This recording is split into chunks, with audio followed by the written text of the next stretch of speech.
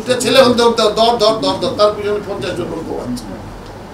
এখন ওইটাকে আপনি কিভাবে নেবেন? জনবল সাশ্রয় মানে তো এমন না যে আপনারা এটাকে আরো সংকুচিত করুন। না, তা না, এটাকে রেশনালাইজ করা। কোনো জায়গায় হয়তো ভালো করে দরকার নাই, এতগুলো লোক পাঠানোর দরকার নেই, সেগুলো আমরা দেখি তো নিয়মিত দেখা হয় যে ওখানে কোথাও কটা হচ্ছে, কি হচ্ছে না হচ্ছে, ফলাফল কি। আইনশৃঙ্খলা পরিস্থিতি এখন কেমন দেখছেন? মানে আগের চেয়ে উন্নত হয়েছে বলছেন নাকি? আমি প্রতিদিন নিরাপত্তাহীনতার একটা প্রশ্ন ছিল। নিরাপত্তাহীনতার আপনার প্রশ্ন, আমি তো নিরাপত্তাহীনতার প্রশ্ন দেখছি প্রতিদিনই একটা না একটা অঘটন ঘটছে। আমরা এরপরে ডেটা দেব।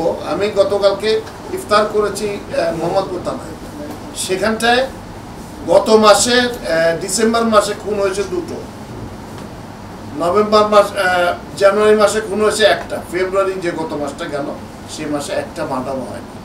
অথচ এর আগে জুলাইয়ের আগে এখানে প্রতি মাসে 10টার উপর খুন। স্যার, আমরা তো আমাদের কথাগুলো বলি না, আপনি যেটা বলছেন যে এর আগে হয়নি, কিন্তু দেশি বিদেশে অনেক ইয়াতেই কিন্তু কয়টা রেপ হয়েছে, কয়টা খুন হয়েছে, কয়টা, এগুলো কিন্তু তথ্য এসছে। আপনি যেটা বললেন সেটার সাথে তাহলে সাংঘর্ষিক হয়ে যাচ্ছে। না, সাংঘর্ষিক হচ্ছে না। সাংঘর্ষিক হচ্ছে কোথায়? আমি তো কোনটা অস্বীকার করছি না, আমি বলছি যে এখনকার যে ফ্যাক্টগুলো সেগুলো বলছি, আগে কি ছিল তাই বলছি। আমরা তার থেকে জুলাইয়ের আগে বলছেন, জুলাইয়ের পরেও কিন্তু ঘটেছে। জুলাইয়ের পর আমি কম্পেয়ার করছি আপনাকে। আপনারা এই সরকারটা কি পরিস্থিতি এসছে জানেন না। আমরা একটা বিধ্বস্ত পুলিশ বাহিনী পেয়েছি।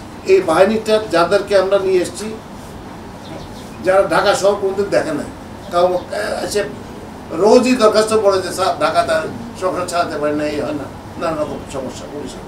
তো এই সমস্ত লোকগুলো এসছে, তারা এই জায়গাগুলো চিনে এখন কাজকর্ম করছে। আস্তে আস্তে তারা দেয়ার গটের কন্ট্রোল ওভার হোল এরিয়া, এবং এগুলো ডেভেলপ করছে, প্রতিদিনই উন্নত হওয়ার চেষ্টা করছে। আমরা নতুন রকম সমস্যা এসছে, নতুন কৌশল ব্যবহার করছি।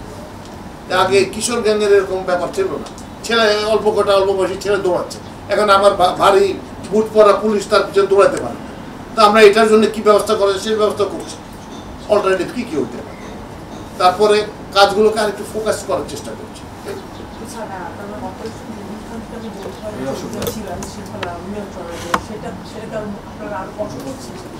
এরকম কঠোর বা আগে যা ছিল কঠোর কি হওয়ার আছে? কঠোর হওয়ারও কিছু নেই, মানে কোমল হওয়ারও কিছু নেই। যেটুকু প্রয়োজন সেটুকুই করছি আমরা। এইটা তো আপনার প্রতি সপ্তাহে রিভিউ কিন্তু ওই জন্য যতটুকু মানে একটা যে ফোর্সের দরকার নাই সেটা তো আমার রেখে তো কোনো লাভ নাই, তাই না? যেখানে আমার পেট্রোল করার দরকার নাই সেখানে আমি রাখবো না। এগুলো প্রতিনিয়ত হচ্ছে আমাদের, এটা একটা প্রসেস আছে। আস্তে আস্তে কোনো কিছুই তার সারা জীবন থাকে না। স্যার, রোজা এবং ঈদ সামনে রেখে আইনশৃঙ্খলা বাহিনীকে কোনো বিশেষ কোনো বাড়তি নির্দেশনা দিয়েছেন? অবশ্যই অনেক নির্দেশনা দেওয়া হয়েছে, সেগুলো অ্যাকশনে যাচ্ছে। তারা পেট্রোলিং করা নিয়মিত করে, যেমন আমি যখন রোজা করছি তখন থানায় 7টা পেট্রোল বাইরে রয়েছে, তাদের ইফতার খাওয়ার জায়গা নাই।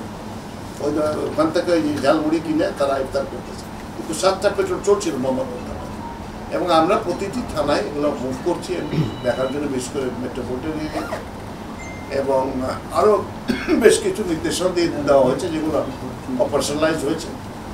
এগুলো ডিটেলসগুলো এই মুহূর্তে আমি বলতে পারবো না, ফোকাস টেস্ট হয়। তো আমি পরে হয়তো আপনারা যদি সময় দিয়ে আসতেন যে সময়। স্যার, একটা মত চলছে, মানে গতকালকে আমরা দেখছি যে এই আপনার লালমাটিয়াতে 2টা মেয়েকে মারা হয়ে মানে হেনস্থা করা হয়েছে।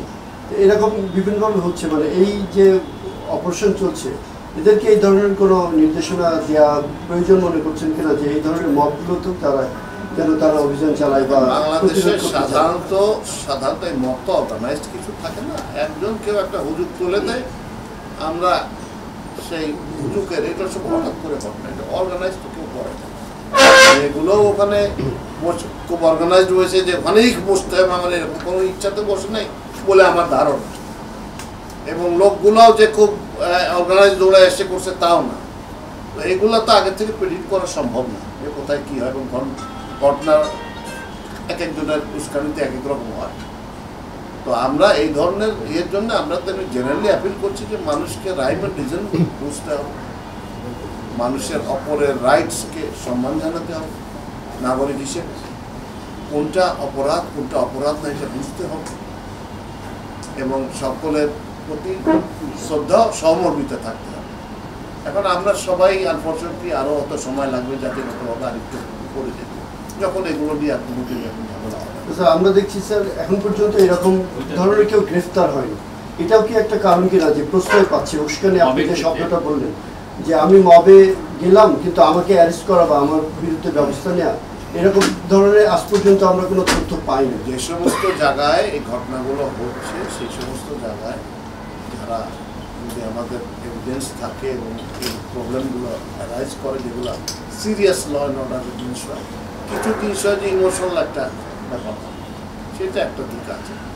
কিন্তু যেসব জায়গায় serious law and order situation হয়, certainly the concern officer should address.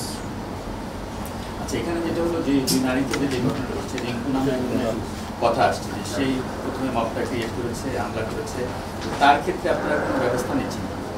এটা আমি এই মুহূর্তে বলতে পারবো না, আপনার মানে এগুলো ইনভেস্টিগেশন কেউ করছে, করা হলে প্রকৃত পরিচয়টা মানে প্রকৃত ঘটনাটা কি জানতে পারবো। কিন্তু এক একজন এক একভাবে হয়তো নিউজ কি লিখেছে নিউজ পেপারে তা আমি বলতে পারবো না, বা হোয়াটসঅ্যাপে দিচ্ছে যে ওটা অ্যাকশন নিতে হবে। তো এগুলো মানে প্রপার আপনারা কোনো নির্দেশনা দিয়েছেন কিনা? পুলিশ আমাদের নির্দেশ দিতে হবে কেন? পুলিশ ইনভেস্টিগেশন করছে? নির্দেশ দিতে হবে কেন? এই তো যে অফিসার ইনচার্জ আছে তার রাইট, তার কাজ তারা করবে, তাদের মতো করে তারা ইনকোয়ারি করবে কি হয়েছে। বর্তমান পরিস্থিতি স্বরাষ্ট্র সচিবের কি বলার আছে মানুষের যদি এমন একটা সময়টা আইন শৃঙ্খলা মানুষকে আশ্বস্ত করা যায়? আশ্বস্ত করার মতো বলার আছে যে আমরা আমাদের ছুটির দিনগুলোতেও বসে থাকি না। অ্যাভারেজ ওয়ার্কিং ডে আমাদের 12 থেকে 13 ঘন্টা।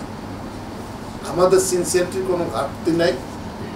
আমরা ফৌজদেরকেও, যারা এখানে পুলিশ কাজ করছে, তারাও দিনে 12 থেকে 14 ঘন্টা অফিসিয়ালি ডিউটি সেট করা আছে, তারা চেষ্টা করে যাচ্ছে, আর বাড়তি কোনো সময় তাদের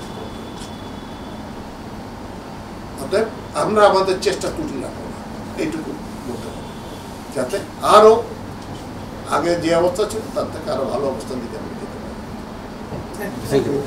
এখন একটা সিজনাল কিছু সন্ত্রাসী কাজ করতে, এগুলো নিয়েও কি আমরা কোর কমিটিতে এরকম কোনো সিদ্ধান্ত নেই নাই। আমরা যেটা হলো ওভারঅল নিয়মিত মিটিংটা বসে প্রোগ্রেস দেখার জন্য, কাজকর্মের প্রোগ্রেস দেখার জন্য, এবং কোথায় আমাদের ফোকাস বাড়ানো দরকার, কোথায় আর ফোকাস বাড়ানোর দরকার নাই, কোন জায়গায় কত মিনিমাম জনবলের অপচয়। রোজার মাস আপনারা জানেন যে সবাই রোজা থাকে, এই সময়টায় জনবলের সাশ্রয় করে আমরা ম্যাক্সিমাম কী কাজ করতে পারি, কোন কোন জায়গা থেকে আমাদের কার্যক্রম হয়তো যত পেট্রোলের দরকার নেই, সেগুলো আলাপ আলোচনা করেছি। আমরা একটা মোর ফোকাসড ওয়েতে করার চেষ্টা করা হচ্ছে।